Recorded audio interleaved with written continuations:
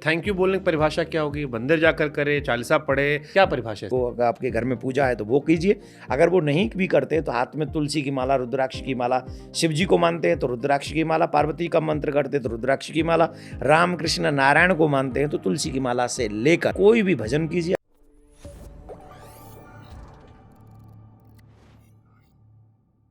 Thank you बोलने की परिभाषा क्या होगी? मंदिर जाकर करे, चालीसा पढ़े, कंठी पढ़े, मन में ध्यान कर लें, रास्ते में जा रहे हैं वहीं सोच लिए, क्या परिभाषा है इसकी? देखो अब इसकी भी परिभाषा बता दें।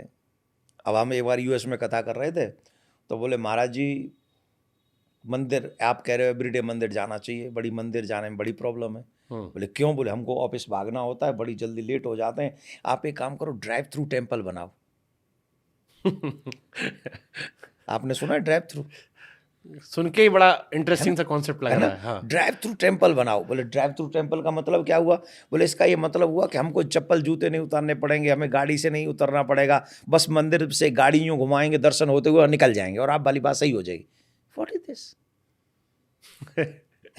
आप सोचो ड्राइव थ्रू टेम्पल, तो ऐसा नहीं हो सकता। मैं ये नहीं कह रहा हूँ कि आप जो आपके 4 किलोमीटर दूर मंदिर है आप वहाँ जाइए, नहीं, घर में भी तो मंदिर बना रखा आपने। आप सुबह बैठ के, मैं बताता हूँ आपके बाद, चलो आज बता देता हूँ अच्छी बात है। आपके चैनल के माध्यम से काफ़ी लोग ये पूछते हैं हम करें क्या, जिससे हमें लगे कि हम कुछ कर रहे हैं। तो सबसे पहले अर्ली इन द मॉर्निंग आप बिस्तर छोड़िए और सबसे पहले स्नान कीजिए, बिना कुछ खाए पिए स्नान कीजिए। स्नान करने के बाद में आपने हाथ में ताम्र लोटा लीजिए और ताम्र लोटा लेकर उसमें जल भरिए। जल भर के सूर्य को सबसे पहले जल चढ़ाइए। ये उनका थैंक यू हो गया जो दिन भर प्रकाश देते हैं आपको। समझ रहे हैं? जिन्होंने दिन भर प्रकाश देना है आपको, उनका थैंक यू हो गया। पहली बात तो सूर्य को जल चढ़ाइए। उसके बाद में आप भगवान के सामने अगर पूजा पाठ करते हैं, स्नान इत्यादि कराते हैं ठाकुर जी को, अगर आपके घर में पूजा है तो वो कीजिए।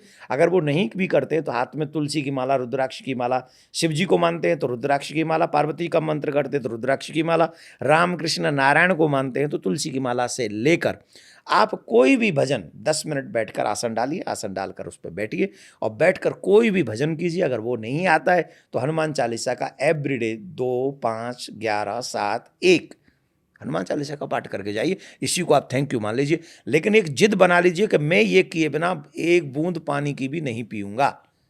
आप ये जीवन भर जी के देख लीजिए, गृहस्थ में रहते हुए जीवन भर कीजिए, आप इतने में ही कल्याण के मार्ग पर निकल जाएंगे, हम गारंटी से कह रहा हूं।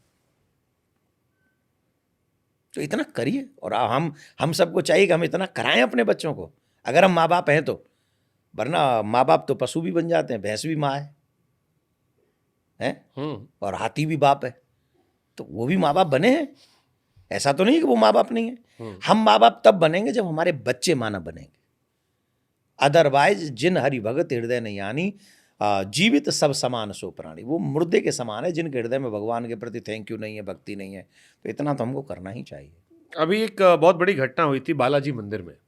जी, बहुत बड़ी घटना हुई थी जी। और उस घटना ने पूरे देश को हिला के रख दिया था, जिसमें प्रसाद में जानवरों की चर्बी निकलने का मामला सामने आया। आपको डर लग रहा है? जानवर क्यों बोल रहे हैं आप? सीधे गौ माता बोली, गौ माता बोली। बीफ था उसमें, गाय पूरा बोलिए। बीफ शब्द का जिक्र किया गया था कि बीफ उसमें है। तो बीफ किसको कहते हैं? बीफ में गाय के अलावा भी महाराज जी कई जानवर क्योंकि हो जाते हैं, तो उसमें वो क्लैरिटी उसमें पूरी डिटेल में लिखी नहीं थी। बीफ का मेंशन किया गया था जी, कि उस प्रसाद में बीफ का इन्वॉल्वमेंट था और वो प्रसाद अयोध्या भी गया था। प्राण प्रतिष्ठा में भी लाखों लड्डू जो है बालाजी मंदिर से भेजे गए थे और सबकी श्रद्धा थी कि राम जी का भव्य मंदिर बन रहा है। तिरुपति बालाजी का तो वैसे ही इतना नाम है, लाखों लोग दर्शन करने आते हैं। कई लोगों को लगा कि ये धर्म के साथ एक बहुत ऐसी हानि थी जिसको शायद सही नहीं किया सकता, धर्म से खिलवाड़ था। आप इसे कैसे देख रहे हैं? पूरी घटना को आप कैसे देख रहे हैं इसे? इस घटना का मुझे पता चला था जिस समय मैं यूएस में था और तब से लेके आज तक मेरा मन अशांत है। परेशान इसलिए हूं कि जितना बड़ा विरोध इस चीज का होना चाहिए था, हिंदुओं ने उतना बड़ा विरोध किया नहीं और ये हम सबके लिए दुखदाई था।